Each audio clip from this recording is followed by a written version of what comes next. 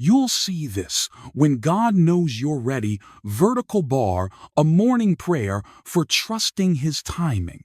Have you ever stood before a door you prayed would open, only to feel it get heavier with each passing day? I have stood before that door. I prayed. I trusted. I humbled myself and waited. I stepped out of my comfort zone, obeyed what I believed was God's calling. But then everything became silent. No answers. No signs that I was on the right path. Just me. An empty room. And a heart crying out, God, are you still there? I know you've been there too. Maybe you're there right now. You've done everything you know to do. You are not living recklessly. You haven't neglected prayer. You still go to church, still sing praises, still serve others. But the door you hoped for, that door remains shut. And you begin to wonder, is my faith lacking, or has God forgotten me? But my friend, hear this with all your heart. God's silence is not His rejection. What you are calling delay may actually be His process. Once I preached at a small country church after the service. An elderly woman approached me. She held my hand and cried. She said, I have been praying for my daughter to conceive. We have waited almost 10 years. And I started thinking, maybe I don't have enough faith. I looked at her and gently replied, you are not lacking faith. You are being led through a journey of faith. God is not denying. He is preparing. A year later, I received a letter from her. In the letter was a picture of a baby girl named Grace. They named her Grace because they understood that what they received did not come early, but came right on time and beyond what they imagined. When you wait and see nothing happening, remember that it does not mean you are disqualified. Maybe God is withholding it, not because you are not worthy, but because it is not yet ready. And He loves you enough not to bring you into something you are not yet prepared to hold. Sometimes God doesn't open the door not because He wants to hurt you, but because He is building you so that when the door opens, you can walk in with strength. The Bible says in Psalm 27-14, wait for the Lord, be strong, and He will strengthen your heart. Waiting is an act of courage. It is not passivity or despair, but a persistent hope, believing that the one you are waiting on is faithful. A man I once knew went through a season of job loss of home, and almost lost his faith. I visited him one afternoon. When the house had only a few belongings left, he said, Pastor, I've done everything I can. I don't understand why this is happening. I did not promise him that things would change immediately, but I placed my hand on his shoulder and said, God has not taken His eyes off you. He is writing the most important chapter of your life, the one you will tell one day as a testimony that He never gave up. 2 years later, not only did he get a job again, but he helped open an employment center for those who had gone through similar struggles today. If you are sighing over a prayer unanswered, please do not let the silence deceive you. Even in the darkest night, the sun is still moving.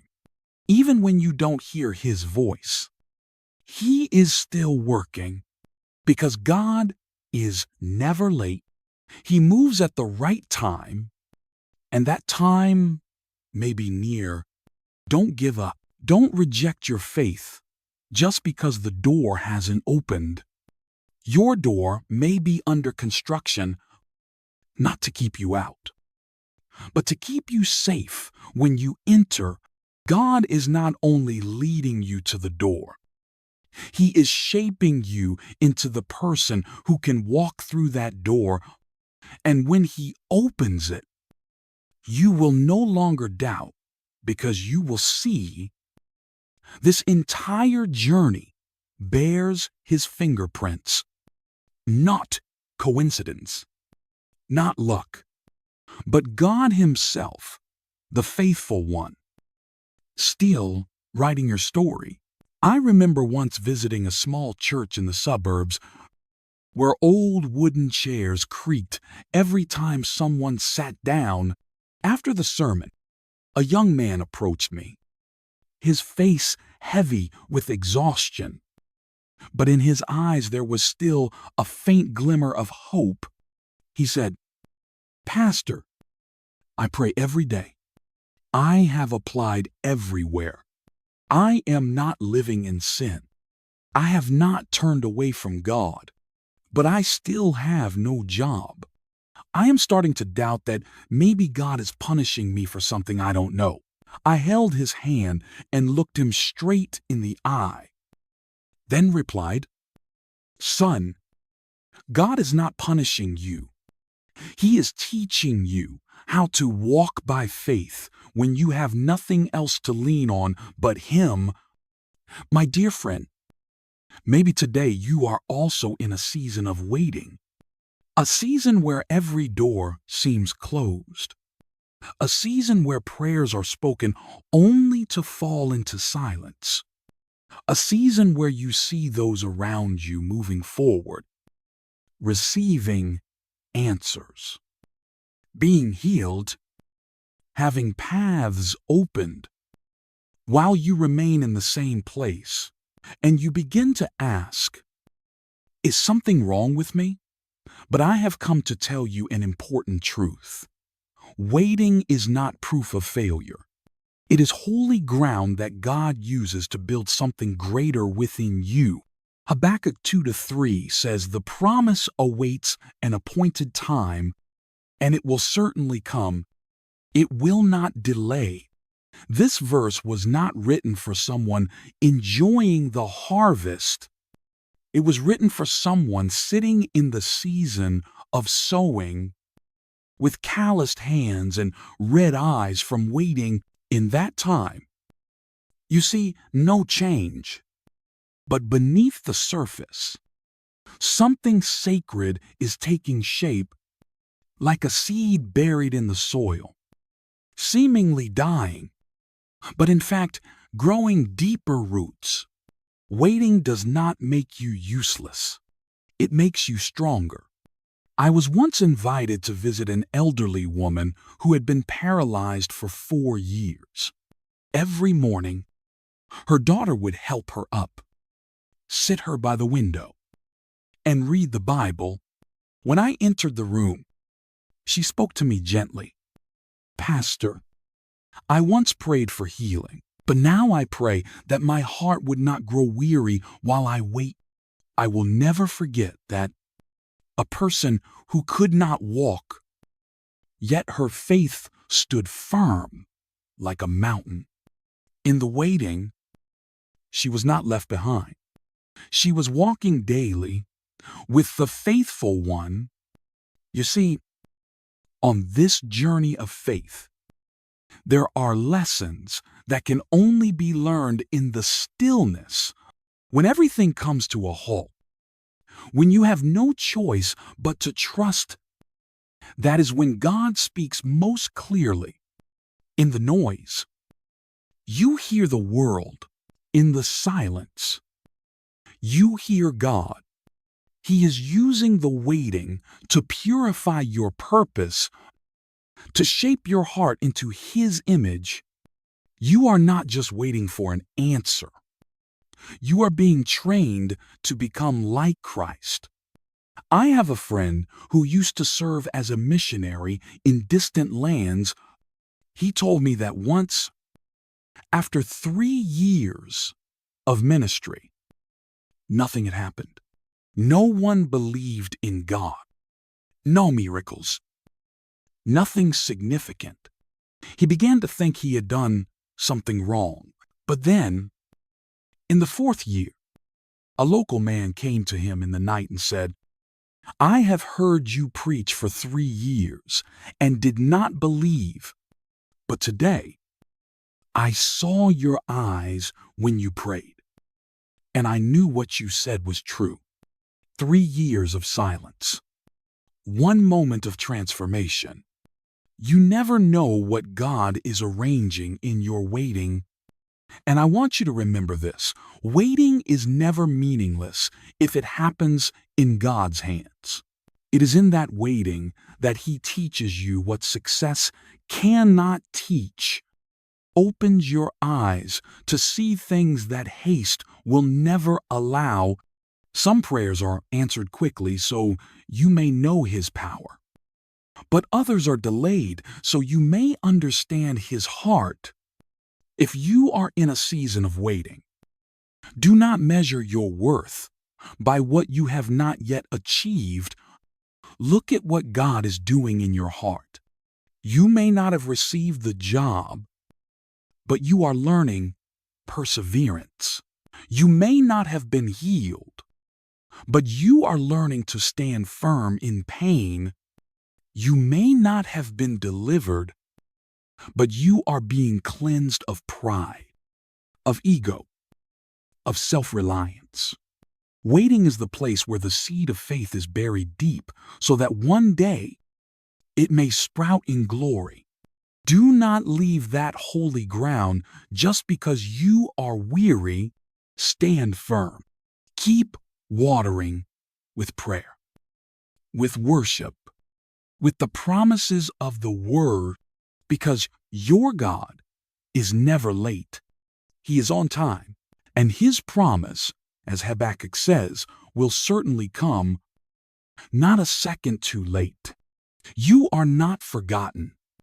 You are being positioned, and where you are standing today, even with tears and doubts, is still holy ground, because where God is working, that place is never meaningless. A friend once told me in tears, "I can't wait any longer. I have prayed. I have tried. I have been patient. But now I am exhausted. I feel like my faith is wearing thin day by day." I sat in silence for a while, then replied, "You are not just waiting. You are being built." And I want to say that to you today. The one reading or listening to these words, if you find yourself in the fire, living through long days of tension, uncertainty, and ambiguity, then you are not alone, and you are not being punished. You are in the process of being refined. Sometimes, faith does not grow when everything is going well. It grows when you are pushed to your limits and still choose to believe, when you see nothing but darkness and still choose to pray, when you don't feel God's presence and still say, "I know you are here." James 1-3-4 says, "The testing of your faith produces perseverance, and let perseverance finish its work so that you may be mature and complete, lacking nothing." You see, it is trials that produce true spiritual strength.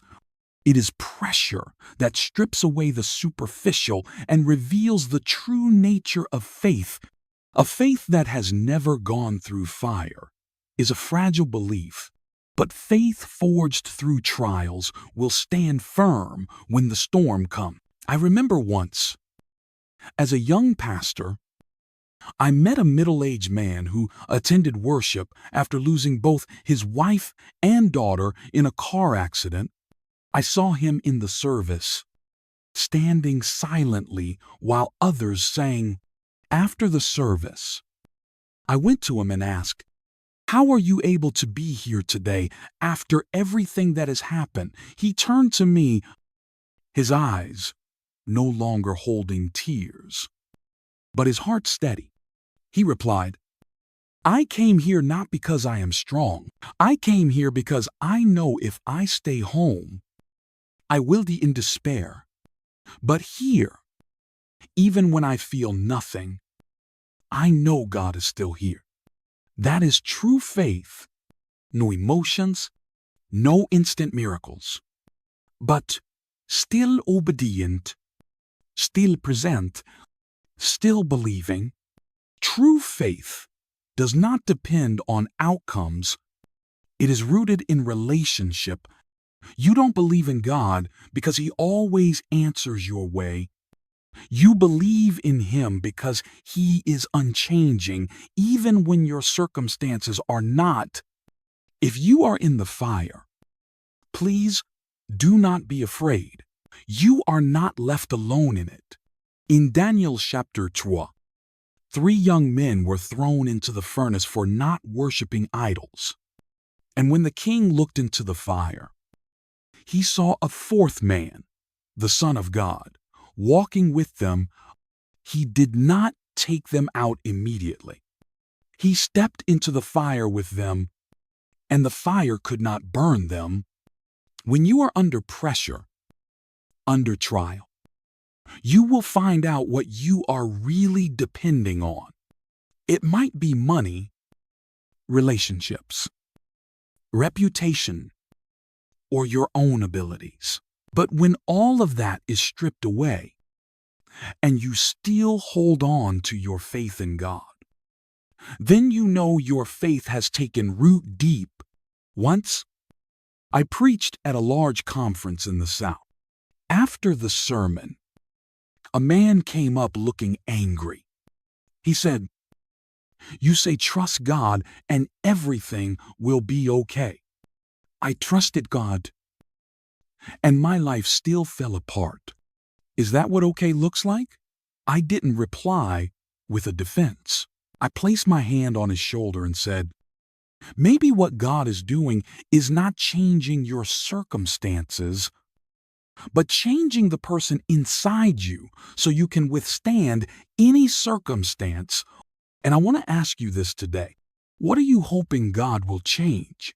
And if He has not changed that yet, will you let Him change you instead? If you are living through a season of adversity, please do not let weariness steal your spiritual vision. God did not create you to break easily. He created you to endure, and endurance does not come from ease. It comes from refinement. Look back over your life. Were your greatest moments of growth during times of peace? Or were they in seasons of brokenness, lack, and doubt, when you still clung to God with everything you had left? If what I just said speaks to you, write in the comments something you have learned from your days under pressure. We want to stand with you, pray with you, and hear your journey of faith. Because faith does not grow in comfort. It grows on the days you feel like you cannot go on, but still move forward. And if today you have only a little faith left, know that little is still enough for God to work. He does not need perfect faith. He just needs a heart that won't give up. You are not just waiting, you are being built. And the work God began in you will not be left unfinished. He will complete it. Because He is faithful. Let this pressure refine you like gold. And when that day comes, you will rise not only as a survivor, but as a true warrior of faith. I once visited a weaving workshop in the southern United States, where old artisans had spent their whole lives beside the loom, When you stand behind the tapestry being woven, you only see a mess of threads crisscrossing, tangled, no colors matching, no shape making sense. But then, when I stepped over to the other side of the loom where the artisan was working, I saw something completely different. A beautiful image was emerging, vibrant, full of depth and meaning. I remember at that moment, the old artisan turned to me and said, "We are never in a hurry. Every thread must go exactly where it belongs. If we rush, the whole picture is ruined." I never forgot that sentence. Because it is just like how God is working in each of our lives. From this side of life, we often only see the tangles, the disappointments, the losses with no explanation, the broken relationships, the missed opportunities, the unfulfilled dreams, and we ask ourselves, where is God in all these shattered pieces? But on the other side, from the heavenly perspective, He is weaving something complete. Isaiah 60:22 says, "When the time is right, I, the Lord, will make it happen." This is not an empty promise. It is a declaration, a divine affirmation from the one who created time that He does not overlook a single detail in your life. No pain is meaningless. No waiting is wasted. He knows when to bring someone into your life. He knows when to take something out. He knows when you are ready to step into a new season. And He never acts too early or too late. Once I was invited to pray for a young mother. She was in despair because her son was addicted to drugs. She had prayed tirelessly for 3 years, crying silently every night after everyone had gone to bed. When I met her, her eyes looked like she had given up hope, but her mouth still said, "I know God can change him, but maybe not my son." I dared not promise her anything. I simply prayed with her. We did not see anything happen that day. No instant miracle. But a year later, I received a letter from her. In it was the story of a church service her son unexpectedly attended, then stood up and surrendered to God. That day, he said something that brought me to tears. I don't know why I came to church today, but as I sat there, I felt like someone had been praying for me for a very long time. It didn't come early, but it came at the right time, and that is what made it miraculous. We often get impatient. We want our prayers answered now. We want the dream to come true the moment we conceive it. We want to see results as soon as we start. But God is not in a hurry. He doesn't follow human timelines. He is not pressured by expectations. He is the one who holds time, and He only acts when the time is truly ripe. Sometimes the thing you're asking for today hasn't come yet because you are not ready to hold it. Sometimes the thing you're waiting for is wonderful, but if it arrives too early, it will crush you instead of lift you up. An untrained gift can become a burden. An immature relationship can break you. An unprepared success can take you away from God. And that is why God weaves every thread so carefully. Nothing is random in His hand. I have seen people wait a lifetime to see a promise fulfilled. There are mothers who have prayed for decades for their children to return to God. There are fathers who worked quietly all their lives, never famous, But by the end of their days, they left behind a spiritual legacy stronger than 1,000 sermons. Because God does not measure by speed, He measures by faithfulness, and when the time comes, He will make it happen. You won't need to push, you won't need to force it. When God's timing arrives, every door will open, every resistance will fall, every barrier will vanish. And it will happen gently but clearly. You will know. You won't have to ask anymore. Because everything in your heart will agree that it is God who is moving. If you are living through a season you don't understand, if you are seeing too much confusion, please do not give up. Remember the image of the tapestry. You are only seeing the underside. Don't judge the whole story of your life while still in the middle chapters, because the one writing this story has not placed the final period, and he never abandons a work he has begun. One day, you will stand on the other side of the loom, and you will see all the losses, the tears, the things you could not understand, all will be woven together, and you will say, "Now I understand, now I see clearly," and you will know the hand of God never trembled. He knew what He was doing from the beginning, and every thread He wove carried eternal purpose. I once thought prayer was the fastest way to make God act. I used to walk into the secret place with a long list of things I wanted Him to do immediately. Right now, because I felt I couldn't wait any longer.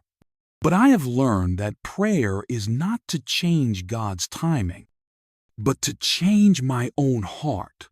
There were seasons in my life when I knelt not to ask God to move faster, but simply to cry out, "Lord, please don't let me move ahead of you." I used to try to force what was not yet due, push doors that God still had locked, and then I found myself exhausted, disappointed, empty. It was in that emptiness that I realized the most powerful prayer is not the one with the most words, but the one offered with the most surrendered heart. One night, unable to sleep, I went into the living room, turned off all the lights, sat on a chair, and didn't know what to pray. I simply whispered, "I don't need answers. I just need to know you are here." And in that silence, I felt a peace that did not come from circumstances, but from presence. Prayer is not the key to open a closed door. It is the place where the soul is reoriented.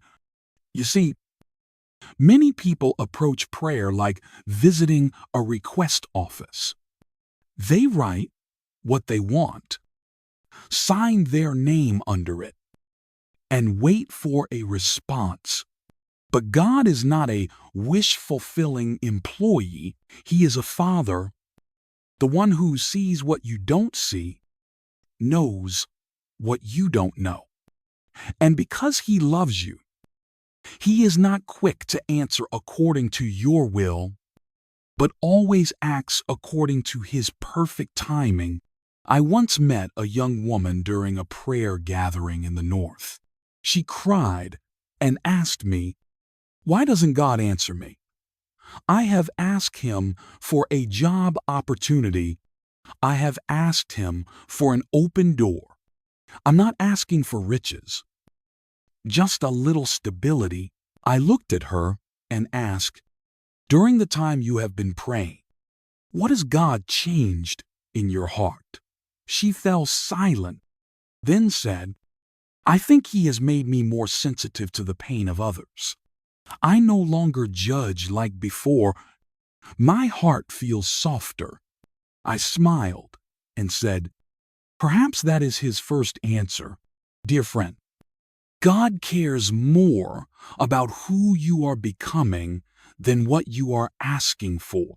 He cares more about the root than the surface, and often, before He works through you, He wants to work in you. Maybe today you are praying for a shift, a miracle, a solution. But God is using the waiting to refine your heart. You may not see anything changing on the outside, but inside, day by day, He is softening your soil, uprooting bitterness, rekindling a faith that has grown cold. I remember a long season when I prayed for an open door in ministry. I believed I was ready. I had the message, the passion, the preparation, but no one invited me to preach. No one knew who I was, and I began to feel bitter. I asked God, why are you holding me back? Haven't I been faithful? But then one day, while praying, I felt clearly that He spoke to my heart. I am not holding you back because you lack talent. I am holding you back because your heart is not yet humble enough to not be swallowed by the very thing you're longing for. That sentence changed everything. From that day, I stopped praying for the door to open and started praying for my heart to be ready when it did. And when it finally opened, I entered not with urgency, but with gratitude and caution. You see, God doesn't just want to give you what you are asking for. He wants you to become the kind of person who can hold it. If you are praying for a life partner, let Him make you a faithful husband or wife first. If you are praying for a ministry, let Him shape your heart so you seek faithfulness, not fame. If you are praying for a miracle, let Him first work a miracle in your attitude and mindset. Prayer is not for changing time. Time is in God's hands, but your heart needs to be transformed each day so that when His timing comes, you are not overwhelmed, not prideful, not swept away by the very thing you once wished for. If today your prayer has not been answered, ask yourself instead, is my heart ready? Not whether the door has opened, but whether I am strong enough to keep what's behind it when it does.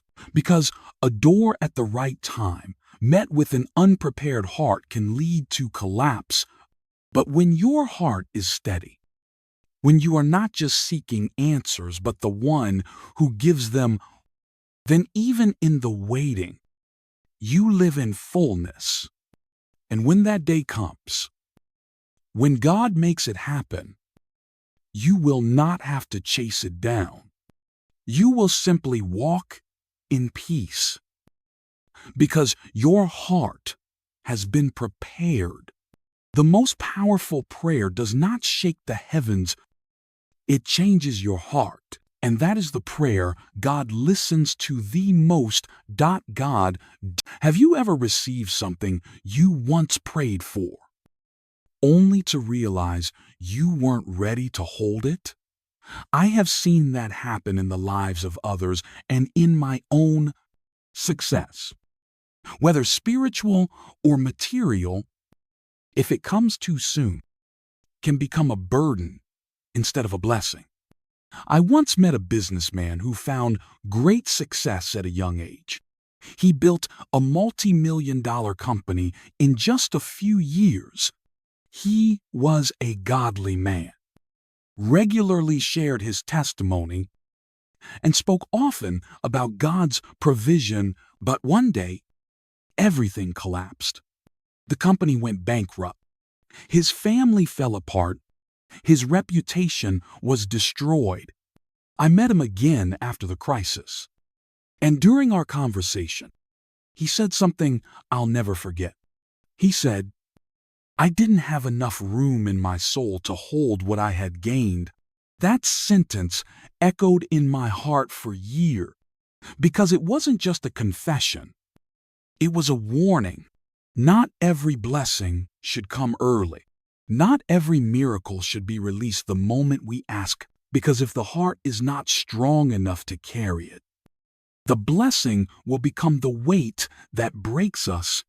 And God, in His mercy, often makes us wait, not because He is harsh, but because He is digging deep. He is working in the dark to lay a foundation. He is building inner strength so that when the day comes, when what you prayed for finally arrives, you won't be swept away by it, but you will have room to hold it, wisdom to manage it, and depth to stand firm. I remember a young man who once came to me after a service and asked, "Pastor, I have the gift of teaching. I want to be on the pulpit. I'm ready." I looked at him and said, "You may have the message, but do you have the heart to carry the pulpit?" He was confused, then asked, "What do you mean, Pastor?" I replied, "You may preach well, but if you haven't learned how to live in humility, how to handle praise and criticism, how to stay pure when no one is watching, then that pulpit will crush you instead of lift you." And I added, "That's why God often starts with a season of training. That season has no stage, no applause, only God's voice. And you, that is the season of waiting, a season that is not pleasant, but necessary. If you are in that season, please do not try to shorten it. Don't look for shortcuts. Don't force God to move on your schedule, because if you step into something great with a shallow soul, you will be consumed by it. But if you let God build you day by day, layer by layer, step by step, then when that day comes, you won't just hold the blessing, you will become the blessing to others. I have seen people who waited longer than others, but when they stepped into what God had promised, they no longer needed to prove anything. They lived with a quiet peace, unaffected by praise or criticism, unshaken by expectations. They knew exactly who they were. They knew the one they served. And what they received was not a reward, it was a commissioning. That is the result of a long season of waiting. An elderly woman in the church once told me, "Son, what comes fast also leaves fast, but what comes at the right time stays forever." I believe that God is building something in you more lasting than you imagine. Maybe today you feel held back, you feel left behind. Others are moving forward, others are succeeding, but all you have are unanswered prayers and dreams still hidden in the dark. But my friend, God is not leaving you behind. He is holding you back to complete His work inside you. And when your season comes, you won't need to prove anything. Your presence will speak for itself. Your maturity will testify. Your heart will be the evidence. And the most beautiful thing is, you won't hold the blessing just for a moment, but for the whole journey. Let the waiting finish its work, because in that time, you are not just being handed a promise, You are becoming the person who can carry that promise with endurance, humility, and faithfulness. I have heard this question repeated many times throughout my ministry. Pastor, why are others getting their breakthrough but not me? Why do others have jobs, families, healing, while I am still here, still waiting? These questions are not complaints. They are honest sighs from a soul that has believed, prayed, waited patiently, but still seen no movement.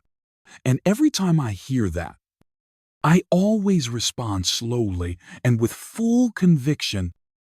You are not being left behind. You are being held in place because something more precious is waiting for you at the right time.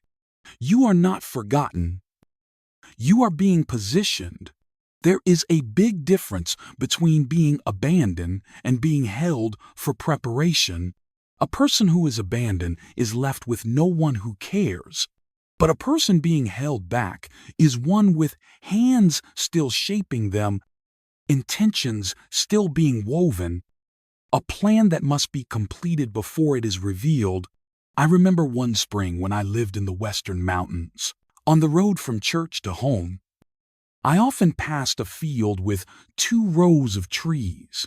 One side had flowers blooming as early as March. On the other side were tall oak trees, bare, with no sign of life.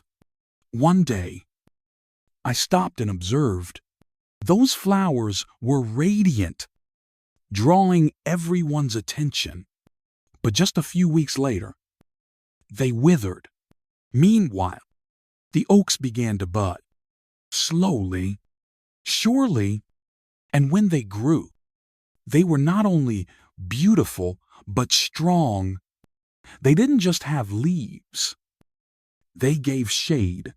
And what made me reflect was this: the deeper the roots of a tree, the longer it takes to rise. Maybe you are in a season where your life looks like an oak tree in winter. No sign of promise, no visible progress. But God is letting your roots grow deep. He is pulling you out of the shallows of emotion. He is taking you into the deep layers of true faith.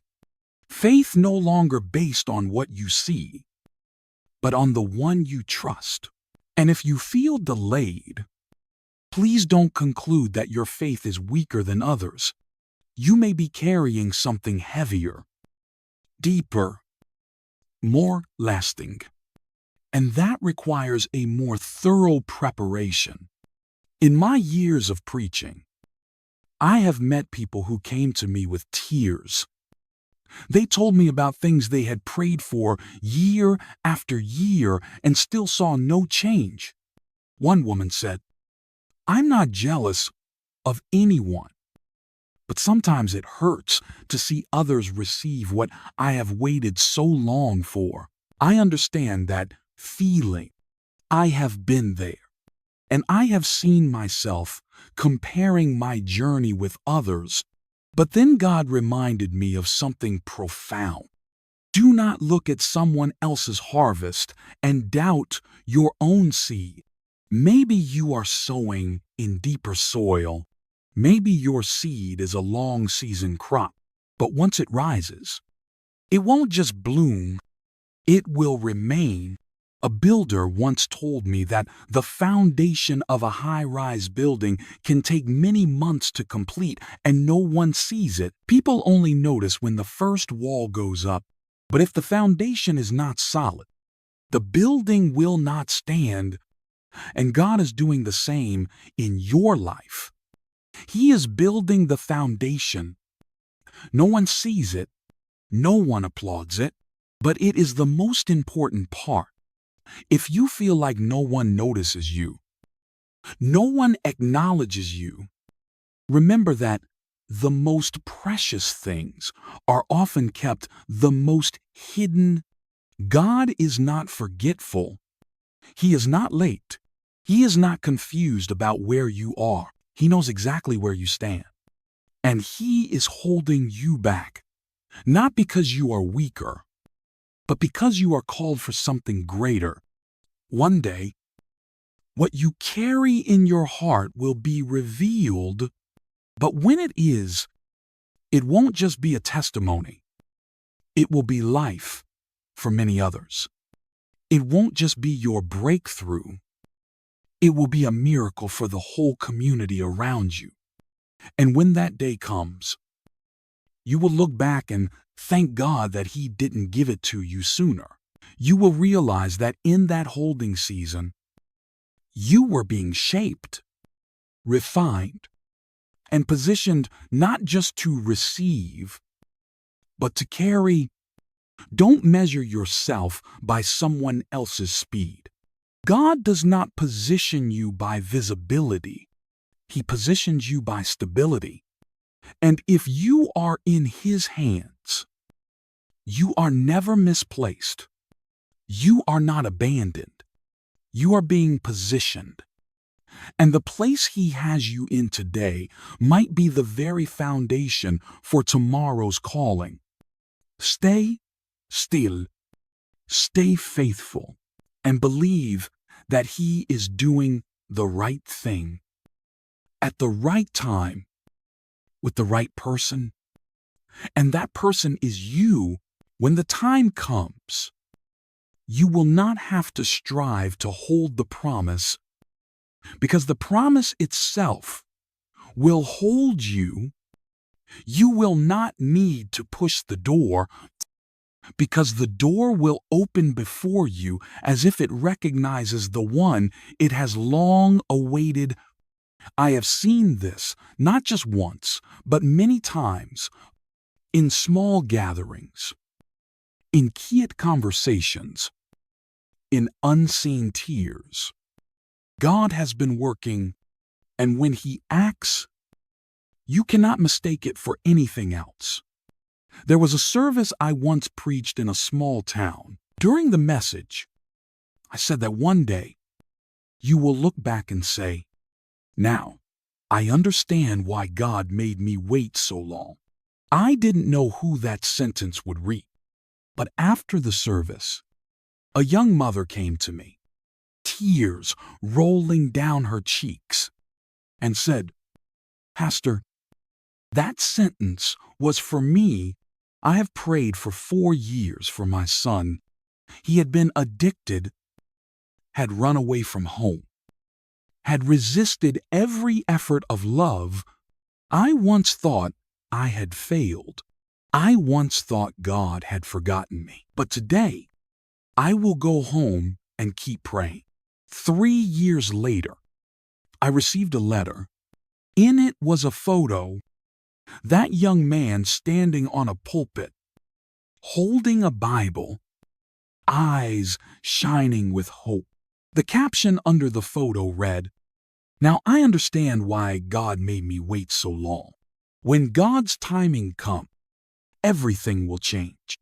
Not by human strength, not by calculation, but by the loving and precise intervention of God. He does not let you wander aimlessly. He does not let you wait in vain. Every step, every pause, every season of waiting is woven by a hand that never trembles." I remember a young man I once mentored. He had the gift, the fire, the vision, but he was impatient. He wanted to start ministry immediately. He said, "I can't wait any longer. I feel like everything is ripe." I told him, "Spend more time in the secret place. Don't step out until He calls." But he didn't listen. He started a small church, but within a few months, he collapsed. Not from lack of anointing, but from lack of depth. Not from lack of potential, but from lack of preparation. A year later, he came back to me. He said, "I went ahead of the timing. I ran out while God was still working in my heart. I didn't scold him. I simply placed my hand on his shoulder and said, "You are not ruined. You are being reshaped. And when God's time comes, you won't have to chase anything. That very thing will come to you." Maybe today, you are in a quiet room. No one calls your name. No one knows you. No one praises you. But in heaven, a voice still calls you. A plan is still being completed. A moment is still being appointed. And when it comes, it will not come a day late, nor a minute early. Isaiah 60, 2 says clearly, "When the time is right, I, the Lord, will make it happen." Not you, not circumstances, not people, Him alone. Do not let silence deceive you. Do not let delay make you doubt. Do not let an unfulfilled promise cause you to abandon the one who made it. For He has not forgotten. He is waiting for you to be ready. There is a truth I always tell the young people I mentor, that faith is not just about expecting God to do great things. True faith is the commitment to keep believing even when you see nothing. True faith is not afraid of time. True faith is not blown away by delay. It is rooted deeply in the faithfulness of the one who promised, and then one day you will see the miracle happen. And you won't have to ask who it is, because you will know it is Him. You will look back on the months of waiting, the prayers that seemed unanswered, the long nights with a broken heart, and you will say, "Now I understand. Now I see the full picture. Every tear was not wasted. Every silent day was not forgotten. Every delay was not punishment. All of it was part of a greater process. And when the time came, everything connected. Every broken piece formed a complete picture. Every closed door led you to a more precise journey. And you will walk not with fear, not with doubt, not with weariness. You will walk with the realization that the miracle you see today is not a surprise. It is the result of a life that waited in faith, endured in pain, and trusted without proof. I do not know what you are waiting for. It may be healing. It may be the restoration of a relationship. It may be an open door for ministry or work. But I know this: if God has placed it in your heart, He will fulfill it in His time. Hold on to your faith. Do not let what you have not seen steal what you already know. God is still working, and one day, when you look back, you will say, with emotion and gratitude, "Now I know it was Him, not by chance, not by luck, not by my own efforts, but it was He who made it happen, and it will be worth every year of waiting."